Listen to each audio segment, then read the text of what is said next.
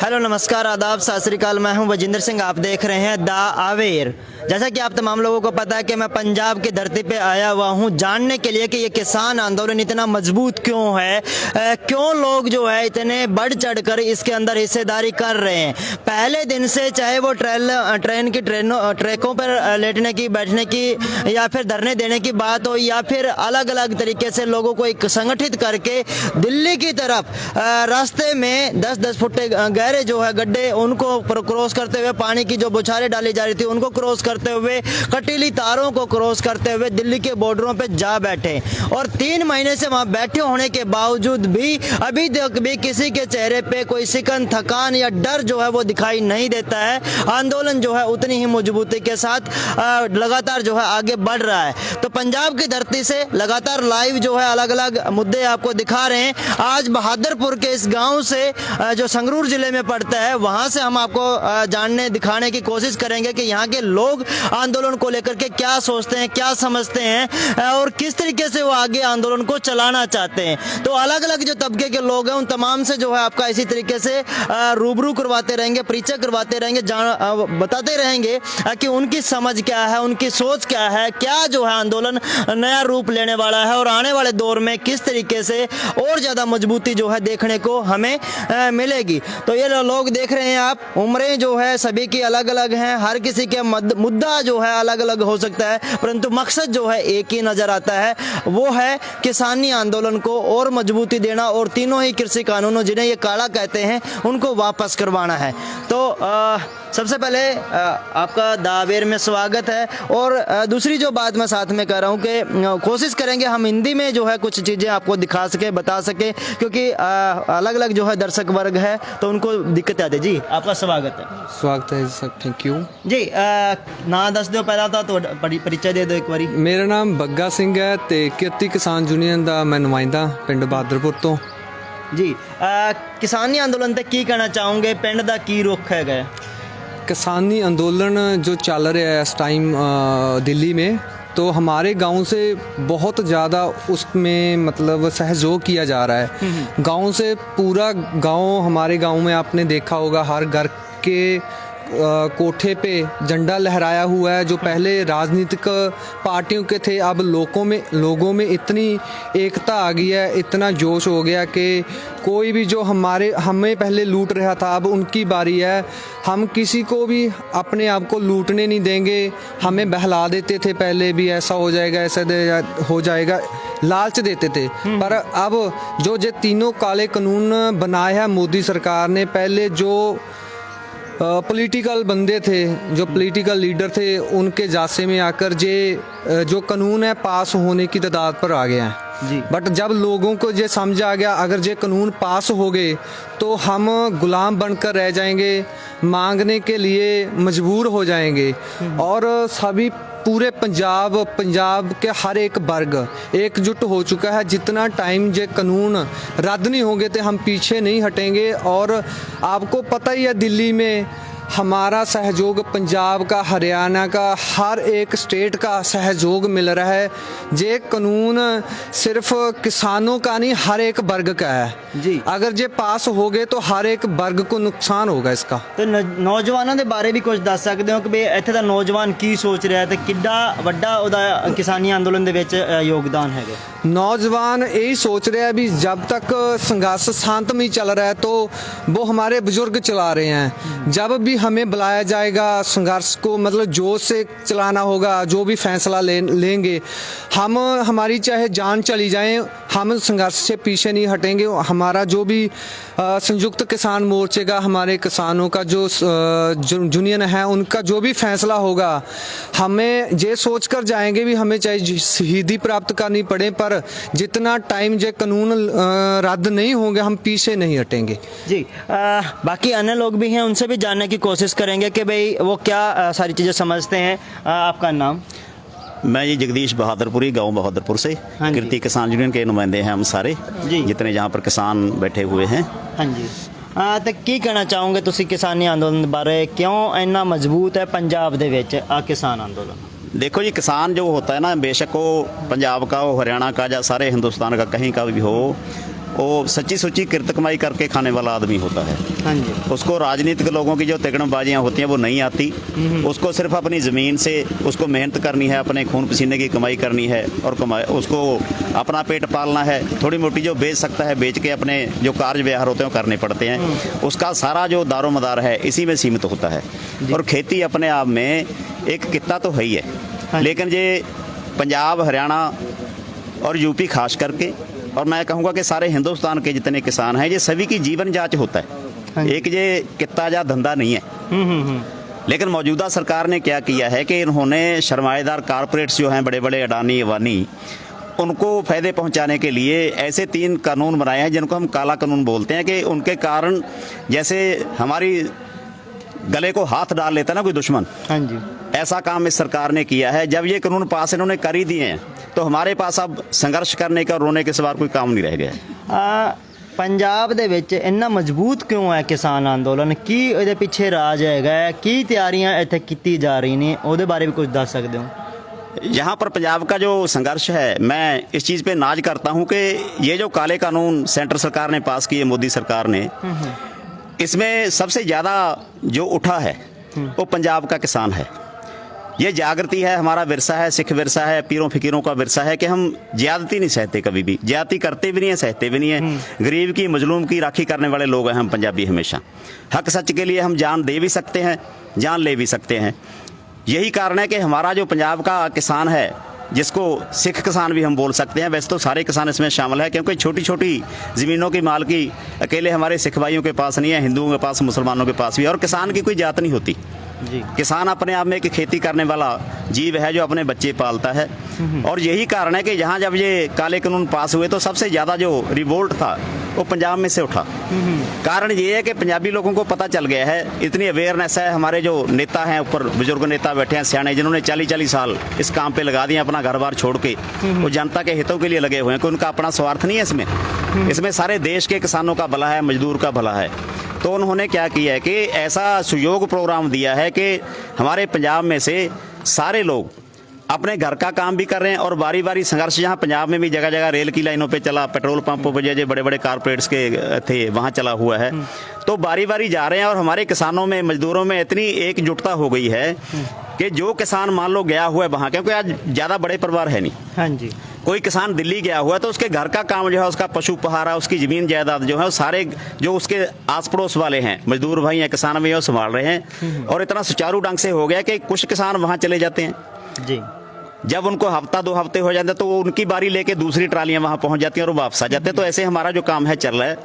और हमारा जो प्रचार है, किसानों का जो प्रचार है, उन्होंने सारे छोटे से छोटे वर्ग तक, यानी ग्राउंड लेवल तक ये बात पहुंचा दी है। और लोगों को ये खुद भी पता है कि अगर उनके पास ज़मीन नहीं रहेगी, उनके पास करने के लिए खेती नहीं रहेगी, तो कहाँ से अनाज होगा और कहाँ से ज़िंदगी रहेगी। यही कारण है कि खेती जो है, ये एक होंद का संघर्ष है, अपने होने का संघर्ष है जो किया जा रहा है।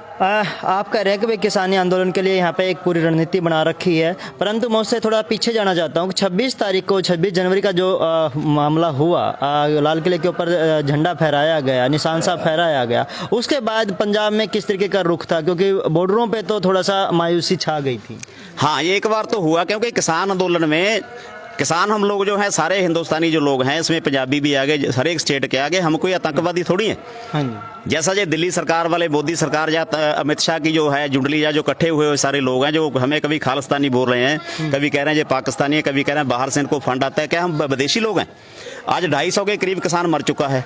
रेलवे स्टेशनों के ऊपर, पेट्रोल पंपों पर हम 1 साल से रुल रहे हैं वहाँ पर, है जी। इतनी सर्दियाँ लंघ गई, ऊपर से बारिशें लंघ गई यार। हालत देखने वाली, छोटे छोटे बच्चे, हमारी बहनें, हमारी माताएं, हमारे बुजुर्ग वहाँ पर रुल रहे हैं, गल सड़ रहे हैं, सड़कों के ऊपर मर रहे हैं, और सरकार के कान के ऊपर जूं नहीं रेंग रही है।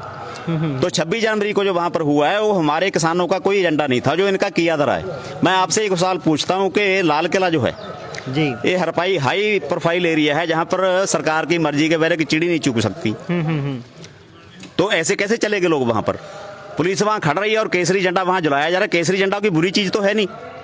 पहले तो ये जो खालिस्तानी हमें बता रहे हैं, ये बताते हैं खालिस्तानी झंडे और केसरी झंडे में फ़र्क क्या है। तिरंगा झंडा अपनी जगह पे झूल रहा है, केसरी झंडा उन्होंने चलो नीचे कर दिया। फिर पुलिस वहाँ क्या कर रही थी? CRP फौज इनकी क्या कर रही थी?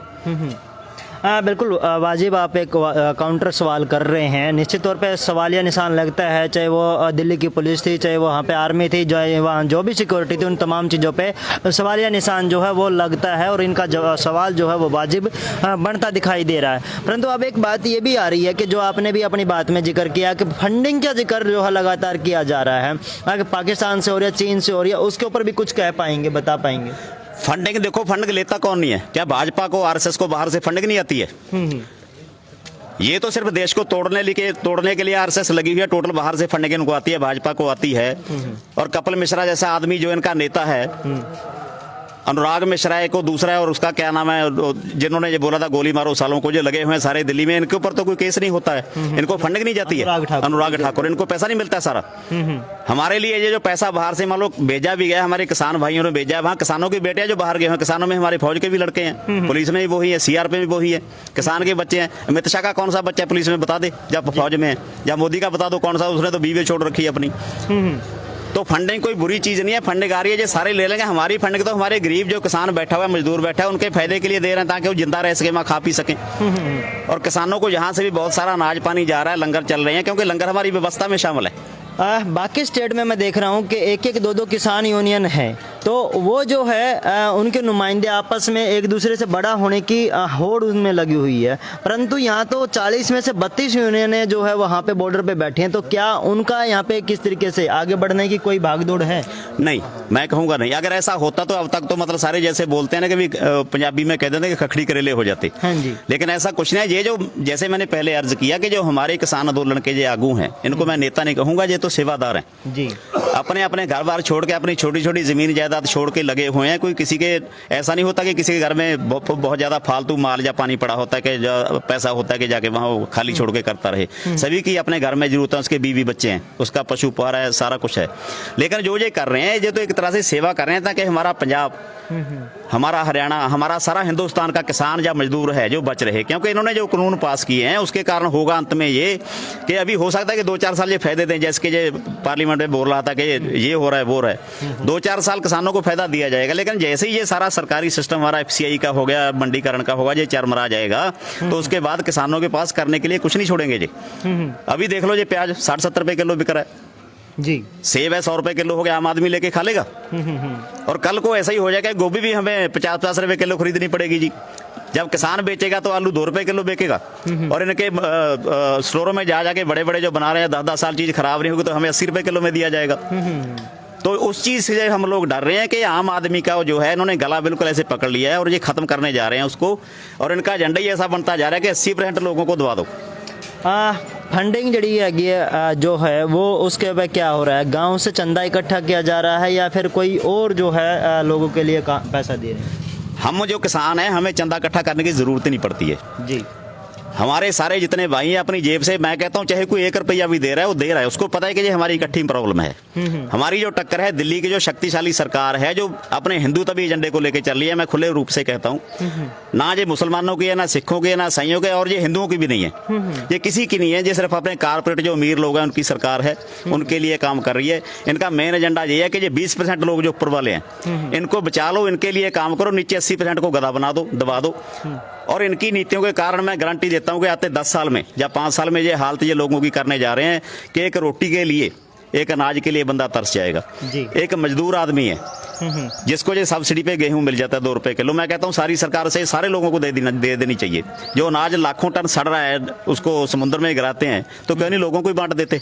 जी बिल्कुल वाजिब एक बात आप कह रहे हैं कि समुद्र के अंदर हम देख रहे हैं पिछले वर्षों में बहुत बड़े पैमाने पर अनाज को डाला गया है, क्योंकि उसकी आमद जो है बहुत ज़्यादा हो गई है, जितना टिच्चा हमेशा रखा जाता है। परंतु क्योंकि सरकारों की फेल्योरिटी रही है कि उन्होंने सिस्टमेटिक तरीके से किसानों के लिए नए जो है तरीके या फिर नए जो है कुछ ऐसी चीज़ें ईजाद नहीं की जिससे वो फसल का जो है रोटेशन ठीक रख सके। परंतु क्योंकि वो जो मुद्दे हैं, जो करने की बातें हैं, वो अक्सर सरकारें नहीं करती हैं। आम जन को ही जो है बहुत सारी चीज़ें सोचनी पड़ती हैं, बहुत सारी चीज़ें करनी पड़ती हैं। अब एक सवाल ये भी आ रहा है कि मैं बाकी जगहों से देख रहा हूँ कि जैसे हरियाणा को ही हम लेते हैं, तो वहाँ पर लगातार जो हम महापंचायतें स्टार्ट हो रखी हैं, बड़े से नेता को बुलाते हैं, राकेश टिकैत को बुलाते हैं, चढ़ौनी साहब को बुलाते हैं, और आपके भी पंजाब से कुछ नेताओं को बुलाते हैं और एक पंचायत जो है हो जाती है। तो पंजाब में ऐसा कुछ है या फिर नहीं है ऐसा कुछ? पंजाब में ऐसा हुआ है एक दो जगह पे, लेकिन अभी यानी मैं ये मेरा निजी विचार है कि हमारे जो नेता हैं हम उनके इतना पीछे हैं, जो उनको इतना फॉलो कर रहे हैं, उनकी हर एक बात, क्यों घर में टेलीविजन है, अखबार भी पढ़ते हैं, और हमारा पंजाब का जो किसान है वो इतना अवेयर है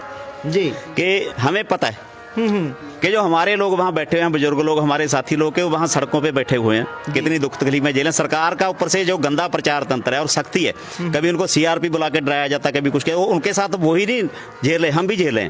हमें लगता है कि अकेला उनके ऊपर हमला नहीं, हमारे ऊपर भी हमला हो रहा है। तो यहाँ पर महापंचायतें भी हो रही है, यानी ऐसा लगता है कि महापंचायत बहुत अच्छी बात है। इससे जो लोग अवेयर नहीं है, जिनको जानकारी नहीं, उनको जानकारी हो जाती है। लेकिन पंजाब में जो ऐसा है अभी हो नहीं रहा है, बहुत कम है। जहाँ हमारे जो ऊपर वाले नेता हैं उन्होंने ये कहा है कि अभी जरूरत नहीं है, क्योंकि अभी चल रहा है काम हमारा। जी। तो बहुत बड़ी चीज़ कह रहे हैं कि हमारे पंजाब के जो किसान हैं उनको हमारे जो नेता हैं उन्होंने बिल्कुल बारीकी से, क्योंकि यहाँ पे 4 महीने दिल्ली जाने से पहले 4 महीने यहाँ पे बैठे रहे, आंदोलन को मजबूती दी है, तो इसलिए वो बारीकियों को समझते हैं, इसलिए यहाँ पे पंचायतें जो है नहीं की जा रही हैं। परंतु जिन स्टेट्स में क्योंकि अभी अवेयरनेस उतनी नहीं है तो वहाँ पर इस तरीके की चीज़ें की जा रही हैं। एक चीज़ यहाँ पर यह भी आ रही है कि जो किसान यूनियनें हैं अलग अलग, वो एक मकसद पे या एक चीज़ पे क्यों कैसे पहुंच गई, वो अचानक से उनको कैसे समझ में आ गया कि ये जो कृषि कानून है वो किसान के हितैषी नहीं है? इस बात का जो आपका जो सवाल है, इसका उत्तर किसान यूनियन शब्द में भी है। किसान यूनियन किसान की यूनियन है, किसान खेती करता है, तो जितने तरह की भी यूनियन है तो खेती वाली यूनियन ना, तो मुद्दा तो एक ही है खेती का। बिल्कुल। तो जाहिर उनको इकट्ठे ही होना चाहिए था। क्योंकि अक्सर जो है जब नया कोई कानून आता है, नया कोई अमेंडमेंट आता है, तो उसको समझाने के लिए सरकार जो है बड़े बड़े होर्डिंग्स लगाती है, बड़ा बड़ा प्रचार तंत्र करती है, करोड़ों रुपया, मतलब एक स्कीम को बताने के लिए करोड़ों रुपया लग जाता है। परंतु यहाँ तो बताने से पहले लोग जो है तैयार मिले। यहाँ लोगों को पता था जी। हमारे डगरू गांव है मोगा जिले में, वहाँ इन्होंने पहले ही बनाना चालू कर दिया अपना बड़ा जो गोडाउन था इनका, जैसा भी होगा वो जी। और सानेवाल के पास भी सुना है कि वहाँ भी बनता जा रहा है। ऐसे पता नहीं कितने बन रहे थे पंजाब में, क्या सारे देश में, जहाँ इन्होंने अपने बड़े बड़े अनाज स्टोर करके रखने थे, ले लेके हम लोगों से सस्ते, जो बेचारा कोई 2 एकड़ वाला है, कोई 3 वाला है, कुछ बीघे वाला जमीन वाला है, तो उनसे करना था। तो इन्होंने क्या है कि हमारा जो किसान है, मैं जैसे बोल रहा था कि जागरूक है, वो अपनी खेती के बारे में, अपनी जायदाद के बारे में, भले वो 10 एकड़ का माल का, 20 का या 2 एकड़ का, वो बहुत ज्यादा सेंसिटिव है जी। खेती उसकी धंधा है, जमीन उसकी माँ है जी। अगर माँ ही नहीं रहेगी फिर बंदा भी किस काम का जी। ये बिल्कुल बहुत जायज और बहुत वाजिब बात कह रहे हैं कि जब यहाँ पे अडानी अंबानी के जिस तरीके से स्टोरेज बनाने शुरू किए, तभी जो है यहाँ पे किसान के कान खड़े हो गए, उसने समझना शुरू कर दिया कि तेरे साथ कुछ गलत होने वाला है। जबकि बाकी प्रदेशों में, जैसे मैं हरियाणा की बात करूँ तो गुड़गांव या फिर नौलथा या जहाँ पे भी बन रहे थे, तो लोगों ने आंखें बंद करके रखी कि शायद हो सकता है कुछ हमारे भले की बात हो रही हो। तो इसलिए वहाँ पे समय लगा, जब पंजाब के किसानों ने बताना शुरू किया, तब उन लोगों ने प्रोटेस्ट करने शुरू किए।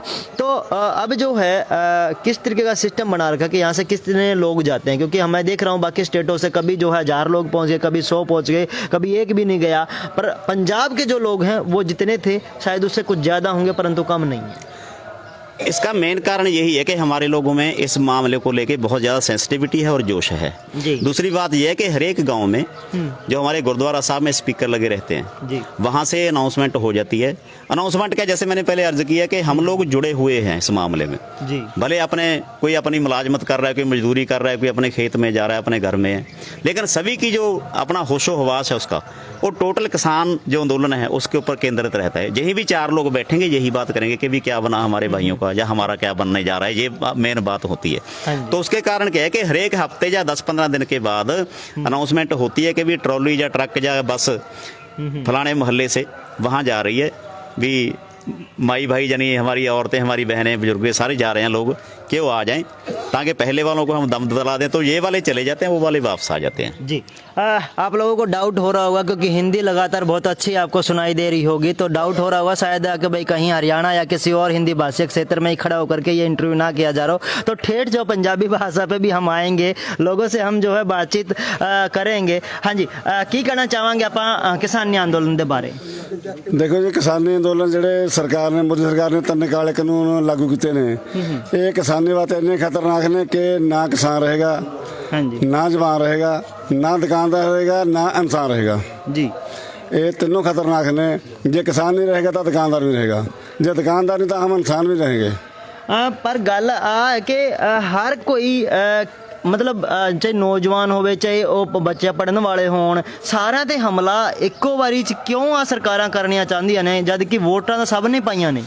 ਕਿਉਂਕਿ ਜਿਹੜੇ 20% ਉੱਪਰ ਕਾਰਪੋਰੇਟ ਘਰਾਣਾ ਖਾਤਰ ਸਾਰਾ ਤਾਂ ਬਣਾ ਇਹੋ ਜਿਹਾ ਜਾਲ ਬਣਿਆ ਰਿਹਾ ਕਿ ਇਹਦੇ ਵਿੱਚ ਕੋਈ ਵੀ ਇਨਸਾਨ ਇੱਕ ਦਿਨ ਦੇ ਬੱਚੇ ਤੋਂ ਲੈ ਕੇ 90 ਸਾਲ ਦੇ ਬਜ਼ੁਰਗ ਤੱਕ ਜਿਹੜਾ ਆਮ ਮਿਡਲ ਹੈ ਉਹਦੇ ਬਚਣ ਦਾ ਕੋਈ ਹਿੱਲਾ ਨਹੀਂ ਹੈ। ਜੀ ਹਰ ਇੱਕ ਦੀ ਰੋਜੀ ਰੋਟੀ ਦਾ ਮਸਲਾ ਹੈ। ਬਿਲਕੁਲ ਸਹੀ ਕਿਹਾ ਇਹਨਾਂ ਨੇ ਕਿ ਹਰ ਕਿਸੇ ਦਾ ਮਸਲਾ ਹੈਗਾ ਹੈ। ਆਪਾਂ ਨੌਜਵਾਨਾਂ ਤੋਂ ਵੀ ਗੱਲ ਲੈ ਲੈਂਦੇ ਆ। ਗੱਲ ਜਿਹੜੀ ਨਾ ਅੱਜ ਦੇ ਦੌਰ ਦੇ ਵਿੱਚ ਅਗਰ ਨੌਜਵਾਨਾਂ ਤੋਂ ਕੀਤੀ ਜਾਵੇ ਕਿ ਬਈ ਸਾਰੇ ਸਰਕਾਰੀ ਮਹਿਕਮੇ ਵੇਚੀ ਜਾ ਰਹੇ ਨੇ, ਰੋਜ਼ਗਾਰ ਪੱਕਾ ਜਿਹੜਾ ਹੈ ਉਹ ਨਹੀਂ ਮਿਲ ਰਿਹਾ, ਕੀ ਕਹਿਣਾ ਚਾਹੋਗੇ? ਸਰਕਾਰਾਂ ਕੀ करना चाहिए या फिर नौजवानों ने की करना चाहिए? पहली तो बात यह है कि सरकारें ऐसा कल्चर बना रही हैं हमारे लिए, हमारे आने वाले फ्यूचर के लिए, कि जहाँ का जो नौजवान है, जो पंजाब का है, हर स्टेट का है, वो ये चाहती है कि कारपोरेट घराने हैं जो उनके पास हम अपना टिफ़िन लेके जाएं घर से, उनके लिए हम जैसे कनाडा में डॉलरों के काम करते हैं, हम 8 रुपये 10 रुपये ऐसे उनके पास काम करें, उनकी प्रॉपर्टी को हम दुगना कर दें। हम खुद जो नौजवान है, जहाँ का देश में कहीं का भी नौजवान है, वो उसका गला घोटा जाए, वो मांगने को तरसे।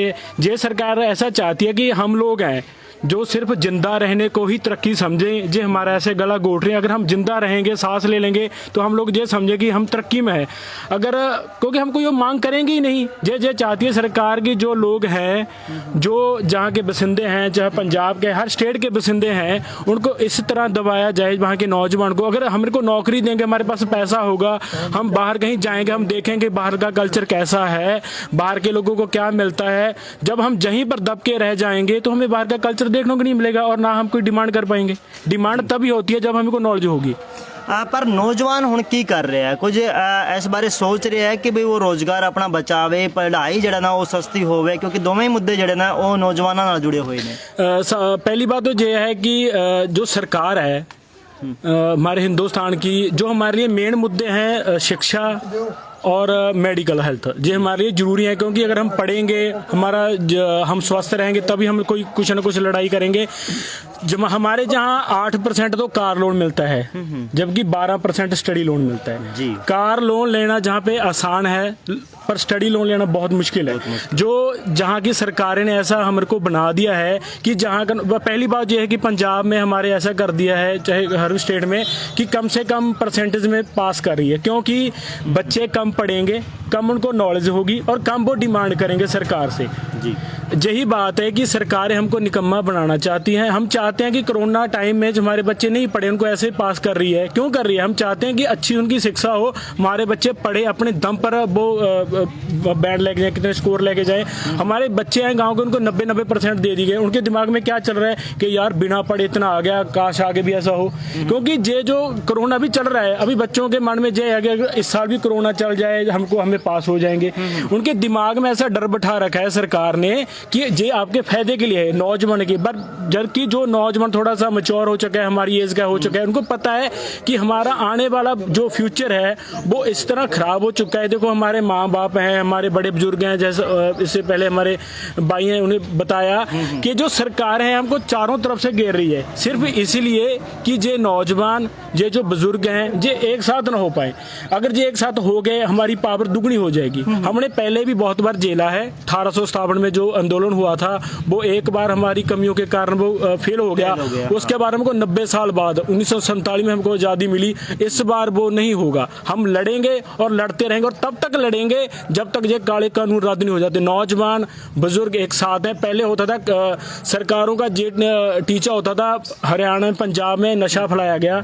नशा इसीलिए फैलाया गया क्योंकि हम बहुत छोटे सोच के लोग हैं। जो लीडर होते हैं बड़ा सोचते हैं। ये सोचते कि आज के 5-7 साल के बाद नौजवान जब वो एडिक्टेड हो जाएगा नशे का, तो वो डिमांड नहीं कर पाएगा, लड़ेगा नहीं। पर इनको नहीं पता था कि जब ये काले कानून बनाएंगे तो नौजवान बुजुर्गों से ज़्यादा साथ देंगे। अब आप देखिए, जितने बुजुर्ग होते हैं ना, उससे ज़्यादा नौजवान होते हैं। अगर नौजवान के पास पावर है, हमारे बुजुर्ग के पास नॉलेज है, हमारे पास पावर है, जब दोनों चीज़ें तालमेल एक साथ बन जाते हैं ना, तो एक अच्छी आर्मी बनती है। ये आर्मी बन चुकी है और हम मोदी के घर में जाके फटेंगे, और जो इसके पालतू कुत्ते हैं ना, वो जो भौंक रहे हैं कि इनको गोली मार दो, हम नहीं मरने वाले। और सबसे बड़ी बात है कि जो धर्म की राजनीति होती है ना, वो सबसे ज्यादा खतरनाक होती है। जब से मोदी सरकार आई है, जो कह रही है कि हिंदू खतरे में है, हिंदू खतरे में है। मैं आपको बात बताना चाहता हूँ, जब डॉक्टर मनमोहन सिंह जो प्रेसिडेंट थे वो सिख थे, और डॉक्टर अब्दुल कलाम जो राष्ट्रपति थे, प्रेसिडेंट वो पीएम थे। तो देखिए, एक बात सोचने की बात है, सिख था पीएम और हिंदू मुसलमान था प्रेसिडेंट, तब हिंदू खतरे में नहीं था। जब दोनों कास्ट, अलग अलग कास्ट वाले थे बड़े मुद्दों पर, तब हिंदू खतरे में नहीं था। अब हिंदू खतरे में है। हम एक बात पूछना चाहते हैं, जो कह रहे हैं कि ये बना दो, वो बना दो। राम हिंदू धर्म का बहुत बड़ा जो गुरु है, तो उसने अपना घर बार छोड़ दिया सिर्फ इसलिए, लोगों को ये दिखाने के लिए कि ये पैसा, ये जमीन जायदाद है, ये कुछ नहीं होती है। ये सिर्फ जो हमारे अपने माँ बाप के लिए इज्जत होती है, हमारे माँ बाप के अपने लोगों के लिए प्यार होता है, वो बढ़ाता है। जो हमारे मंदिर बनाए जा रहे हैं, वो थे जो उनका फकीर थे, उनका राम सर नहीं वो साईं बाबा पूरी जिंदगी वो ना तेल के लिए लड़ते रहे, पूरी जिंदगी। पर आप उनके देखिए, वहां इतना तेल चढ़ाया जा रहा है, उनको करोड़ों का उनको मुफ्त दिया जा रहा है, करोड़ों की उनकी जो बैठते गद्दी। क्यों? साईं बाबा तो ऐसे बिल्कुल नहीं चाहते, उनके अपनी पूरी जिंदगी गरीबी में निकाली है। पर ये लोगों को ये दिखाना चाहते हैं कि जो मुसलमान हैं, जो सिख हैं, जो किसी के विरोधी हैं। आप पाखंड की बात कर रहे हैं, आप लगातार शायद पाखंड पे चोट कर रहे हैं एक तरीके से, कि जो आम जन है वो लगातार प्रताड़ित है, पीड़ित है, परंतु दिखावा हम जो है बड़ा लगातार करते जा रहे हैं। बड़े नौजवान जो है बहुत कड़े शब्दों में कह रहे हैं, अगर हम जो है 1857 की जो क्रांति थी उसकी बात हो, चाहे 47 में 90 साल लगे आज़ादी को, हम उसका अब इंतजार 90 साल नहीं करने वाले हैं। साथ के साथ ये भी कहा नौजवान ने कि हम जो है पाखंड में भी नहीं फंसना चाहते। और दूसरी जो उन्होंने कहा, अगर हम एजुकेशन, हेल्थ और जो रोजगार का मसला है, उन तमाम चीज़ों पर एकजुट होकर अब लड़ना चाहते हैं, ताकि क्या नाम हमें दोबारा से बरगलाया ना जाए। तीसरी जो चीज़ उन्होंने बहुत खूबसूरत कही है कि नशा का जो है यहाँ पे डोज दिया गया लोगों को, नौजवानों को रास्ते से भटकाने के लिए, परंतु जब जरूरत पड़ी तो वही नौजवान अपने बुजुर्गों के साथ कंधे से कंधा मिला करके खड़ा हो गया, और ताकि इस लड़ाई को जीता जा सके, इस लड़ाई में जो है संघर्ष किया जा सके। तो अभी जो है बाकी और लोगों से भी कुछ चीज़ों पे बात करेंगे। अब मैं जो सवाल लेने जा रहा हूँ वो लेने जा रहा हूँ कि क्या जो ये आंदोलन चल रहा है, इसमें सिर्फ किसान वर्ग है या फिर मजदूर जो गांव का वर्ग है वो भी इसमें शामिल है, क्या कुछ है बताएंगे? देखो सर, पहला ਤਾਂ ਮੈਂ ਇਹੀ ਕਹਿਣਾ ਚਾਹਣਾ ਵੀ ਮੈਂ ਇੱਕ ਮਜ਼ਦੂਰ ਪਰਿਵਾਰ ਚੋਂ ਹਾਂ। ਹਾਂਜੀ। ਸੋ ਸਾਡਾ ਕਿਸਾਨ ਤੇ ਮਜ਼ਦੂਰ ਦਾ ਇੱਕ ਭਾਈਆਂ ਵਾਲਾ ਰਿਸ਼ਤਾ ਹੈਗਾ ਜੀ। ਸੋ ਜੋ ਕਿ ਹਮੇਸ਼ਾ ਤੋਂ ਚੱਲਦਾ ਰਿਹਾ ਤੇ ਚੱਲਦਾ ਹੀ ਰਹੂਗਾ। ਅਸੀਂ ਮਰਦੇ ਦਮ ਤੱਕ ਇਹਨਾਂ ਦਾ ਸਾਥ ਦੇਵਾਂਗੇ ਤੇ ਅਸੀਂ ਇਕਜੁੱਟ ਹੋ ਕੇ ਸਾਡੀ ਜਿਹੜੀ ਪਾਵਰ ਹੈ ਵੱਧਦੀ ਆ ਭਾਈਆਂ ਦੀ, ਤਾਂ ਅਸੀਂ ਇੱਕ ਦਿਨ ਸਾਨੂੰ ਯਕੀਨ ਆ ਵੀ ਅਸੀਂ ਮੋਦੀ ਸਰਕਾਰ ਨੂੰ ਠੱਲ ਪਾ ਦਾਂਗੇ। ਤੁਸੀਂ ਕਹਿ ਰਹੇ ਹੋ ਕਿ ਭਈ ਆਪਾਂ ਨਾਲ ਖੜੇ ਹੈਗੇ ਆ, ਪਰ ਮੈਂ ਕਹਿ ਰਿਹਾ ਕਿ ਭਈ ਕਿਸਾਨੀ ਅੰਦੋਲਨ ਦੇ ਵਿੱਚ ਮਜ਼ਦੂਰ ਵਰਗ ਦਾ ਕੀ ਕੰਮ ਹੈ, ਕਿਉਂ ਉਹਨਾਂ ਨੂੰ ਨਾਲ ਆਣਾ ਪਿਆ ਤੇ ਕਿਉਂ, ਕੀ ਸੋਚ ਕੇ ਉਹ ਨਾਲ ਆ ਰਹੇ ਨੇ? ਕਿਉਂਕਿ ਇਹਦੇ ਦਬਾਅ ਦੇ ਕਰਕੇ ਜਾਂ ਫਿਰ ਨਹੀਂ ਸਰ, ਦਬਾਅ ਨਹੀਂ। ਜੇ ਕਹਿੰਦੇ ਕਿਸਾਨ ਆ ਤਾਂ ਮਜ਼ਦੂਰ ਹੈ। ਕਿਉਂ? ਜਦੋਂ ਅਸੀਂ ਇਕੱਠੇ ਹੋ ਕੇ ਖੇਤਾਂ ਦੇ ਵਿੱਚ ਕੰਮ ਕਰਦੇ ਆ, ਜਦੋਂ ਇਹਨਾਂ ਦੇ ਘਰੇ ਫਸਲ ਪੈਦਾ ਹੁੰਦੀ ਆ ਤਾਂ ਉਹਦੇ ਵਿੱਚੋਂ ਸਾਡੇ ਘਰੇ ਵੀ ਬਾਲ ਬੱਚਿਆਂ ਨੂੰ ਖਾਣ ਨੂੰ ਮਿਲਦੀ ਆ, ਸਾਡਾ ਵੀ ਇਹਨਾਂ ਦੇ ਕਰਕੇ ਹੀ ਗੁਜ਼ਾਰਾ ਚੱਲਦਾ। ਜੇ ਅਸੀਂ ਕਹੀਏ ਵੀ ਸਾਨੂੰ ਕਿਸੇ ਦਾ ਦਬਾਅ ਨਹੀਂ, ਅਸੀਂ ਇੱਕ ਆਪਦੇ ਧਰਮ ਦੇ ਤੌਰ ਤੇ, ਇੱਕ ਇਨਸਾਨੀਅਤ ਦੇ ਤੌਰ ਤੇ ਇਹਨਾਂ ਦਾ ਸਾਥ ਦੇ ਰਹੇ ਹਾਂ, ਜੋ ਕਿ ਹਰ ਵਕਤ ਦਿੰਦੇ ਰਹਾਂਗੇ। ਜੀ। ਤੇ ਕਿੱਦਾਂ ਆਪਾਂ ਸਾਥ ਦੇ ਰਹੇ ਹਾਂ? ਨਾਲ ਬਾਰਡਰਾਂ ਤੇ ਜਾ ਕੇ ਬਹਿਣ ਦੇ ਵਿੱਚ, ਜਾਂ ਫਿਰ ਕਿ ਨਾਮ ਹੈ ਇੱਥੇ ਲੋਕਾਂ ਨੂੰ ਇਕੱਠੇ ਕਰਨ ਦੇ ਵਿੱਚ, ਜਾਂ ਫਿਰ ਕਿ ਨਾਮ ਕੁਝ ਪੈਸਾ ਰੁਪਇਆ ਇਕੱਠਾ ਕਰਨ ਦੇ ਵਿੱਚ, ਕਿੱਦਾਂ ਆਪਾਂ ਸਹਿਯੋਗ ਕਰ ਰਹੇ? ਦੇਖੋ, ਪੈਸਾ ਤਾਂ ਤੁਹਾਨੂੰ ਪਤਾ ਹੀ ਮਜ਼ਦੂਰ ਅਗਲੇ ਪਹਿਲਾਂ ਹੀ ਹੁੰਦੇ ਨਹੀਂ। ਹਾਂ। ਦੂਸਰੀ ਗੱਲ ਆ, ਜਿਹੜੀ ਅਸੀਂ ਜਿੱਦਾਂ ਦਾ ਵੀ ਇਹਨਾਂ ਦਾ ਕੋਈ ਪ੍ਰੋਗਰਾਮ ਹੁੰਦਾ, ਇਹਨਾਂ ਦਾ ਪਲਾਨ ਹੁੰਦਾ ਵੀ ਆਪਾਂ ਨੇ ਇੱਥੇ ਵੱਧ ਚੜ ਕੇ ਸਹਿਯੋਗ ਦੇਣਾ, ਉਹ ਅਸੀਂ ਸੇਵਾ ਤੌਰ ਤੇ ਦਿੰਨੇ ਆ। ਤੇ ਜੇ ਗੱਲ ਬਾਰਡਰ ਦੀ ਆ ਤਾਂ ਅਸੀਂ ਉੱਥੇ ਵੀ ਕਈ ਵਾਰ ਗਿਆਂਗੇ, ਅਸੀਂ ਇਹਨਾਂ ਨਾਲ ਰਲ ਮਿਲ ਕੇ ਉੱਥੇ ਵੀ ਆਪਣੀ ਹਾਜ਼ਰੀ ਲਵਾ ਕੇ ਆਉਂਦੇ ਹਾਂ ਜੀ। जी। ਤੁਸੀਂ ਸੁਣ ਰਹੇ ਹੋ ਕਿ ਬਈ ਚਾਹੇ ਮਜ਼ਦੂਰ ਤਬਕਾ ਹੋਵੇ, ਚਾਹੇ ਫਿਰ ਕਿਸਾਨੀ ਵਰਗ ਹੋਵੇ, ਸਾਰੇ ਮਿਲ ਕੇ ਇਸ ਅੰਦੋਲਨ ਨੂੰ ਲੜ ਰਹੇ ਨੇ। ऐसे करके पंजाब ਦੇ ਵਿੱਚ ਇੰਨਾ मजबूत किसान आंदोलन आप तमाम लोगों को देखने को मिल रहा है, और लगातार जो है अलग अलग तरीके से अपने प्रोटेस्ट जो है वो जारी रखे हुए हैं अभी, क्योंकि HMT 5911 जिसको जीटर भी कहा जाता है वो लेकर के जा रहे थे किसान, वो उन्होंने, परंतु हमें देखा और वो रुक गए। तो उनसे जानना चाहेंगे क्या ये किसान आंदोलन नहीं, छोटी सी बात रहनी है बस मैंने, ਜੇ ਕਿਸਾਨ ਵਿਰੋਧੀ ਕਾਨੂੰਨ ਜਿਸ ਨੂੰ ਤੁਸੀਂ ਕਹਿ ਰਹੇ ਹੋ ਆ ਲਾਗੂ ਹੋ ਗਏ, ਫਿਰ ਆ ਟਰੈਕਟਰ ਐਵੇਂ ਪਿੰਡਾਂ ਦੇ ਵਿੱਚ ਦੌੜ ਸਕਣਗੇ? ਨਹੀਂ ਰਹਿਣਾ ਜੀ, ਟਰੈਕਟਰ ਨਹੀਂ ਰਹਿਣੇ। ਜੋ ਜ਼ਮੀਨ ਨਹੀਂ ਰਹਿਣੀ ਫਿਰ ਟਰੈਕਟਰ ਕਿੱਥੋਂ ਰਹੂ? ਜ਼ਮੀਨ ਹੀ ਨਹੀਂ ਰਹਿਣੀ ਤਾਂ ਟਰੈਕਟਰ ਕਿੱਥੋਂ ਆਊਗਾ? ਆਣਗੇ? ਬਹੁਤ ਵੱਡੀ ਗੱਲ ਕਹਿ ਰਹੇ ਨੇ ਕਿ ਜਿਹੜਾ ਟਰੈਕਟਰ ਸ਼ਾਨ ਮੰਨਿਆ ਜਾਂਦਾ ਹੈ, ਸ਼ਾਇਦ ਗੱਡੀ ਨਾ ਸਾ ਘਰਾਂ ਦੇ ਵਿੱਚ ਹੋਵੇ, ਸ਼ਾयद गड्डी पे उतना पैसा ना लगा रखा हो, परंतु ट्रैक्टर जो है पूरी शान से वो बहुत अच्छे से जो है मेंटेन करके रखते हैं। अभी एक नौजवान और हैं हमारे साथ, उनसे भी हम लेंगे। आपका नाम? हरप्रीत सिंह है। हरप्रीत सिंह, फिर इन्ना मट्ठा क्यों बोलते? रोटी नहीं खाधी आप सवेरे? रोटी खाधी है। खाधी है? हाँ। फिर की कहना चाहांगे किसान अंदोलन बारे? आप ਤਾਂ ਇਹੀ ਕਹਿਣਾ ਚਾਹੁੰਦੇ ਆ ਵੀ ਜਿੰਨੇ ਵਾਰੀ ਡਿਊਟੀ ਲੱਗੂਗੀ ਅਸੀਂ ਜ਼ਰੂਰ ਜਾਵਾਂਗੇ, बढ़ चढ़ के देखिए हिस्सा आप, पावांगे। इनकी हाइट कम है पर हौसला इनका उनसे भी बड़ा है। खुद दिल्ली में कम से कम 20 दिन लगा कर आए हैं। जी। ये बोला भी पहले मैं जाऊंगा। वाह जी वाह। मतलब ये रुतबा है, आप देख सकते हो भी तुरने में इसको परेशानी आती है। बहुत छोटी हाइट है। खड़ा होकर दिखा।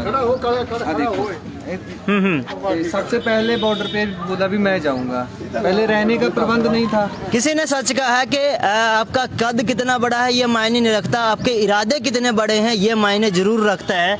तो आप 20 दिन लगा के आए, कैसा महसूस हुआ? क्या लगा वहाँ? कभी डर भी लगा? ना जी कोई डर नहीं हैगा जी, हुण दोबारा जरूर जावांगे। दोबारा फिर जाना है? हाँ जी, महीना जरूर ला के आऊँ। अच्छा, ऐतकी वारी महीना ला के आना है? हाँ जी, की उत्ते रोटी पानी वधिया तरीके कोई नाल मिलदी? दिक्कत नहीं हैगी। भाई उत्ते चारे पासे आर्मी भी खड़ी है, पुलिस भी खड़ी है, डर नहीं लगता कदे कोई राती डर आके नहीं लगदा कुੱਟਣ ना जी, लग उत्थे जाना? कोई डर नहीं लगता जी, आराम नाल पिंड वांगू रहने जी उत्थे। हाँ हाँ। तो अब तो जो है वहाँ पे अगर जब जाएंगे जो लोग बहुत दिनों से नहीं गए हैं बॉर्डरों पे, तो जाकर देखेंगे गांव के हिसाब से जो है साइन बोर्ड उन्होंने लगा दिए हैं जिसमें बता रहे हैं कि इस गांव के लोग यहाँ पे बैठे हुए हैं, इस राज्य के लोग बैठे हुए हैं। ये जोश जो है देखने को मिलता है। और क्या अच्छा लगा आपको 20 दिन में वहाँ? वहाँ बहुत पहले से ज़्यादा इकट्ठ बढ़ रहा है, इस बाद और भी बढ़ेगा क्योंकि किसानों ਨੂੰ ਪੂਰਾ ਹਮਾਰਾ ਮਿਲ ਰਿਹਾ ਹੈ ਕਿ ਵੀ ਉੱਥੇ ਹੁਣ ਸਾਡੀ ਜ਼ਮੀਨਾਂ ਖੋਈਆਂ ਗਿਆ, ਸਭ ਤੋਂ ਹੋਰ ਕੋਈ ਗੁਜ਼ਾਰਾ ਨਹੀਂ ਹੋਣਾ। ਜੇ ਜ਼ਮੀਨ ਹੈ ਤਾਂ ਹੀ ਜ਼ਮੀਰ ਹੈ। ਤੇ ਤੁਹਾਨੂੰ ਤੁਸੀਂ 20 ਦਿਨ ਲਗਾ ਕੇ ਆਏ ਹੋ ਉੱਥੇ, ਕਿਤੇ ਜਾਤਾਂ ਦਾ, ਧਰਮਾਂ ਦਾ ਜਾਂ ਫਿਰ ਖੇਤਰਾਂ ਦਾ ਕੁਝ ਵੰਡ ਦਿਸੀ ਤੇ ਉੱਥੇ? ਨਾ ਜੀ ਉੱਥੇ ਕੋਈ ਵੰਡ ਨਹੀਂ ਹੈਗੀ, ਸਾਰੇ ਸਿੱਖ मुस्लिम हिंदू सब इकट्ठे होकर एक बात पहुंच रहे हैं। क्लियर है। हाँ जी। मोदी ने कानून बना दिए वो अलग बात है, पर इस कानून बनाने से ना पूरा पंजाब हरियाणा पूरे मतलब जितने भी सूबे हैं एकजुट हो गए। उनका आपसी प्यार, हम जाते हैं दिल्ली, हम भी बॉर्डर पे गए थे, हरियाणे के जो जितने भी लोग वहाँ पे हैं वो आकर मिलते, इतना खुश होकर जफ्फी पाकर मिलते हैं। जो आपसी भेदभाव थे वो मिट गए। कानून का जो हमें सबसे बड़ा फायदा हुआ है, एक जो जात पात से हमें एक दूसरे के खिलाफ करते थे, अब कानून जो आए हैं काले कानून जे रद्द होए बिना तो रहेंगे नहीं, रद्द करवा कर ही वापस आएंगे। पर इससे हमें एहसास होगा भी जो अपना होता वो वही खड़ता है हमारे साथ। मतलब अभी तक जो है हम लगातार देख रहे थे कि कभी यूपी में, कभी हरियाणा में, कभी क्या नाम है पंजाब में, कभी किसी देश के और हिस्सों में दंगे होते सुनाई दे रहे थे, परंतु जैसे ही 3 कानून आते हैं तब जो है लोग एक हो जाते हैं, यानी कि मानवता, इंसानियत लोगों में उभार लेने लगती है और वो जाति, धर्म, अक्षेत्र की जो भावनाएं उनमें कहीं घर कर गई थी पिछले वर्षों में, वो टूटती हुई नजर आती है और वो एक होकर के लड़ते हुए नजर आते हैं। और सबसे बड़ी खूबसूरती यही नजर आती है अब लोग जो है ना भाई से भाई प्यार करने लगा है, इंसान से इंसान जो है वो प्यार करने लगा है और बताने लगा है अब हमें जो है कोई अलग करने वाला नहीं है, चाहे वो नेता हो, चाहे वो धार्मिक नेता हो, चाहे वो राजनीतिक नेता हो। तो उम्मीद करेंगे ये भाईचारा, ये प्यार, ये मानवता जो है लगा देते हैं हम जी एज यू विश। जिंदाबाद जिंदाबाद जिंदाबाद, मोदी सरकार मुर्दाबाद मुर्दाबाद मुर्दाबाद, आरएसएस दी माड़ी सोच मुर्दाबाद मुर्दाबाद मुर्दाबाद, अबानी अडानी मुर्दाबाद मुर्दाबाद मुर्दाबाद, सारे धर्मां दा इक्का जिंदाबाद जिंदाबाद जिंदाबाद, किसानां मजदूरां दुकानदारां दा इक्का जिंदाबाद जिंदाबाद जिंदाबाद, किसान जथेबंदियां दा इक्का जिंदाबाद जिंदाबाद जिंदाबाद, किरती किसान यूनियन जिंदाबाद जिंदाबाद जिंदाबाद। काटने से पहले मैं कुछ एक खूबसूरत चीज़ आपको दिखाना चाहता हूँ अभी। आप देखिएगा कि पीछे आपको ये पुरानी कोई चौपाल जिसको हरियाणा में कहते हैं या शायद धर्मशाला कहते हैं, उसके ऊपर एक फ़ोटो बना हुआ है, बहुत ही खूबसूरत सा गुरु गोबिंद सिंह जी का फ़ोटो है। पुरानी ये पेंटिंग मेरे को नज़र आ रही है, तो आप पंजाब से ऐसे देख सकते हैं। इसके अलावा मैं उधर देख पा रहा हूँ, उधर भी ऐसे ही वो एक पेंटिंग जो है दिखाई दे रही है। दरवाज़ा जो है पुराना, ये पुराना दरवाज़ा है जिसमें वो जो है उसके ऊपर ये पेंटिंग जो है बनाई गई है। तो इस तरीके की खूबसूरती, इस तरीके के पुरानी प्राचीन जो है विरासत आप तमाम लोगों को देखने को मिलेगी। अभी जो है जाने से पहले हम जो है ग्रुप फोटो और करेंगे, और तब तक के लिए तमाम लोग जिनका भी प्यार लगातार मिलता रहता है उनको शुक्रिया अदा करते हुए अभी यहाँ से विदा लेंगे। और जो तमाम लोगों से अपील करेंगे कि जो लोग साथी जुड़े थे या जुड़ेंगे वो जो है शेयर ज़्यादा से ज़्यादा ज़रूर कर दे, क्योंकि आवाज़ अलग अलग क्षेत्रों की आप लोगों को इसी तरीके से दिखाते रहेंगे, मिलवाते रहेंगे। तब तक के लिए शुक्रिया, थैंक यू, धन्यवाद।